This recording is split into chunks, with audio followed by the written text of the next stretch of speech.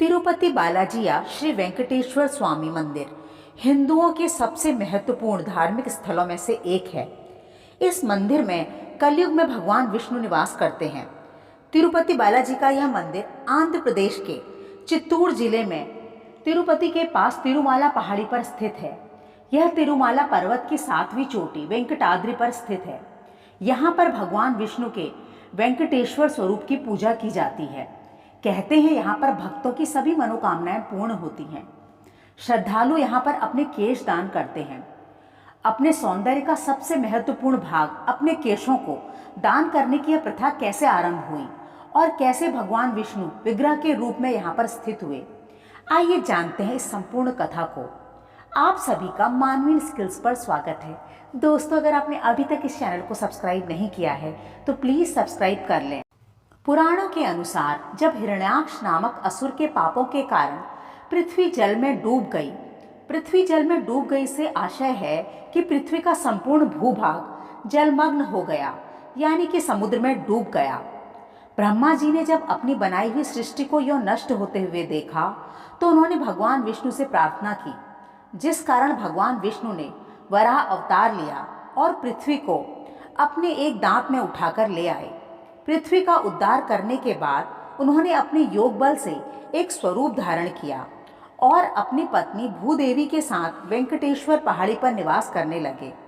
उनके पास आकर लोग ध्यान योग और कर्मयोग जैसे ज्ञान और वरदान प्राप्त करने लगे। परंतु कलयुग का आरंभ होने पर आदिवाराह वेंकटाद्रि पर्वत को छोड़कर अपने धाम लौट गए, जिस कारण से ब्रह्मा जी अत्यंत चिंतित हो गए। उन्हें ज्ञात था कि कलयुग में धर्म का नाश होने लगेगा। ऐसे में भगवान विष्णु के धरती को छोड़कर चले जाने से चारों तरफ अधर्म ही अधर्म फैल जाएगा। अतः उन्होंने अपने मानस पुत्र नारद से कहा कि वो किसी भी तरह से भगवान श्री हरि को वापस धरती पर ले आएं। नारद जी अपनी चतुराई और सूझबूझ का प्रयोग करते हुए इस कार्य में जुट गए। उन्होंने धरती पर आकर ऋषियों के मन में यह संशय पैदा कर दिया कि वो जो यज्ञ कर रहे हैं उसका भाग किसे मिल रहा है। ऋषियों ने महर्षि भृगु से कहा कि वे इस प्रश्न का उत्तर प्राप्त करें कि उनके द्वारा किए गए यज्ञ का भाग कौन ग्रहण कर रहा है। महर्षि भृगु सभी लोकों का भ्रमण करते हुए श्रीहरि विष्णु के लोक बैकुंठ जा पहुंचे। उस समय भगवान विष्णु विश्राम कर रहे थे। उनके द्वारपालों ने महर्षि भृगु को अंदर जाने से रोक दिया। यह देखकर महर्षि भृगु को अत्यधिक क्रोध आ गया। उन्होंने द्वारपालों को खूब फटकारा और दंदनाते हुए अंदर चले गए। भगवान विष्णु शरशैया पर विश्राम कर रहे थे। महर्षि भृगु ने सीधे अपने पैर से श्रीहरि विष्णु के वक्ष स्थल पर प्रहार कर दिया। भगवान विष्णु निद्रा से जाग उठे। उन्होंने ऋषि भृगु के पैर को बड़ी ही कोमलता के साथ सहलाना आरंभ कर दिया। भगवान की आंखों में आंसू भर आए। इतनी देर में ऋषि भृगु का क्रोध भी शांत हो गया। उन्हें अपने किए पर बहुत पछतावा हुआ। उन्होंने भगवान विष्णु से कहा, प्रभु, आपकी आंखों में आंसू, क्या मैंने आपके वक्ष स्थल पर अत्यधिक चोट पहुंचाई है?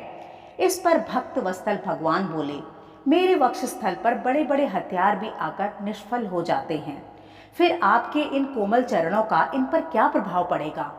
मेरी आंखों में तो अश्रु इस कारण से हैं कि मेरे कठोर वक्ष स्थल से टकराने के कारण आपके कोमल चरण में चोट लगी होगी। आपको बहुत कष्ट और पीड़ा हो रही होगी और मेरे धाम में आकर एक ऋषि को कष्ट हुआ, इसी कारण से मेरी आंखों से अश्रुधारा बह रही है। ऋषि भृगु ने भगवान श्री हरि से बारंबार क्षमा याचना की और भगवान ने प्रेम पूर्वक उन्हें क्षमा कर दिया। भृगु ऋषि के जाने के बाद माता लक्ष्मी ने भगवान विष्णु से कहा, भृगु ऋषि क्षमा के योग्य नहीं थे, उन्होंने आपको लात मारी। भगवान विष्णु ने कहा, प्रिय, वो मेरे परम भक्त हैं और भक्त और भगवान के बीच प्रेम, क्रोध, क्षमा आदि बातें तो आम हैं। परंतु माता लक्ष्मी ने कहा, नहीं स्वामी, मैं उन्हें क्षमा नहीं कर सकती। एक स्त्री सब कुछ सह सकती है परंतु अपने पति का अपमान नहीं। आपको भी उन्हें क्षमा नहीं करना चाहिए था। भगवान श्रीहरि ने कहा, भक्तों का अपने भगवान पर पूर्ण अधिकार होता है। इस पर माता लक्ष्मी ने कहा, परंतु उन्होंने आपके वक्ष स्थल पर लात मारी है और आपका वक्ष स्थल तो मेरा निवास स्थान है, अतः उन्होंने मुझे लात मारी है। यदि आप उन्हें दंडित नहीं करेंगे तो मैं यहाँ से चली जाऊंगी। भगवान विष्णु तो महर्षि भृगु को पहले ही क्षमा कर चुके थे। तो उन्हें दंडित किस प्रकार करते। इसके बाद माता लक्ष्मी बैकुंठ छोड़कर पृथ्वी पर आ गई और उन्होंने एक चोल राजा के घर उनकी पुत्री पद्मावती के रूप में जन्म ले लिया। उधर भगवान विष्णु अपनी अर्धांगिनी के विरह को सह नहीं सके, तो उन्होंने भी एक साधारण से चरवाहे के रूप में जन्म लिया। उनका नाम पड़ा श्रीनिवासन। धरती पर जहाँ माता लक्ष्मी एक राजा के घर पर राजकुमारी की भांति पलने लगी, वहीं भगवान श्रीहरि एक साधारण चरवाहे के रूप में। दोनों में जमीन आसमान का अंतर था। दोनों का मिलन असंभव जान पड़ता था। तब ब्रह्मा जी ने दोनों के मिलन का उपाय सोचा और एक गाय के रूप में प्रकट हुए। राजकुमारी पद्मावती की दृष्टि जब उस अद्भुत गाय पर पड़ी तो उसने उस गाय को अपने पिता को दे दिया। राजा स्वयं तो उस गाय को पाल नहीं सकता था, तो उसने उस गाय को एक चरवाहे को सौंप दिया और उसकी अच्छी देखभाल करने को कहा। वह चरवाहा श्रीनिवासन के गांव का ही था। वह इतनी सुंदर गाय को पाकर बहुत प्रसन्न हुआ और उसे लेकर अपने गांव लौट आया। वह गाय बड़ी ही विचित्र थी। चरवाहा उसकी खूब सेवा करता, गाय उससे खूब सेवा लेती, खाती पीती, परंतु दूध देने के लिए श्रीनिवासन के घर चली जाया करती। चरवाहे ने बहुत कोशिश की कि वह गाय का दूध निकाल सके, परंतु वह असफल रहा। गाय रोज खा पीकर दूध देने के लिए श्रीनिवासन के घर चली जाया करती। अब उस चरवाहे को उस गाय पर बहुत क्रोध आया।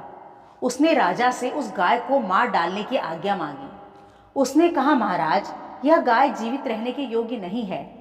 यह अपने मालिक के प्रति वफादार नहीं है। अतः राजा की आज्ञा पाकर उस चरवाहे ने राजा के सामने ही उस गाय की हत्या करनी चाहिए। जैसे ही वह गाय को मार रहा था, वहां श्रीनिवास आ गए।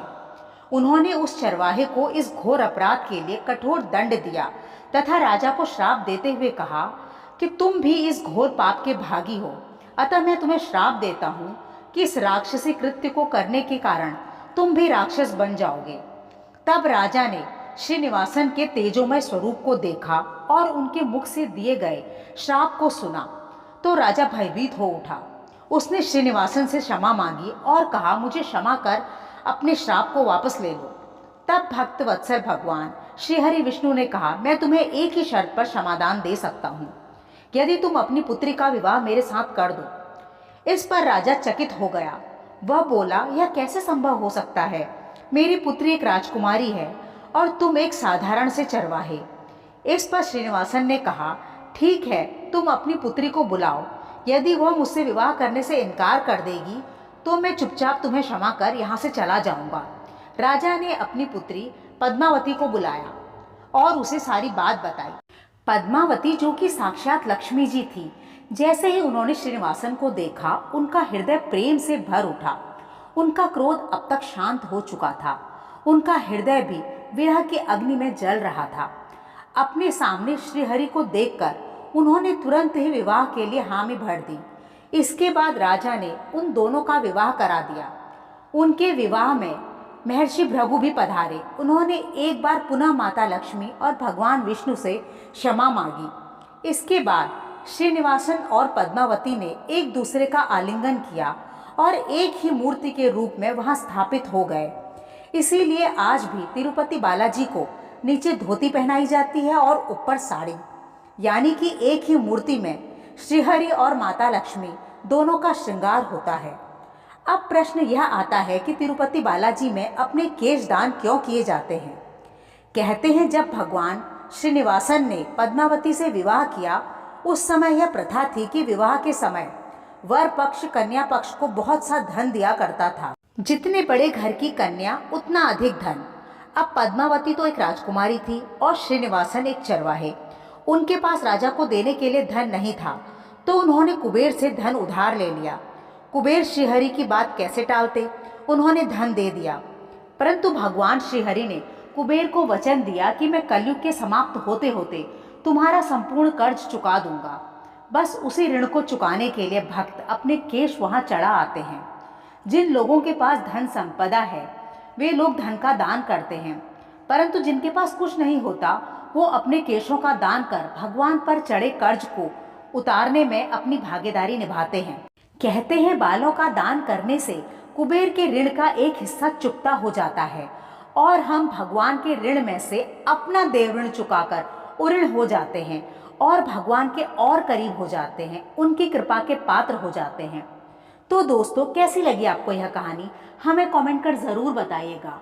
मिलते हैं एक ऐसी ही अगली कहानी के साथ, तब तक के लिए धन्यवाद।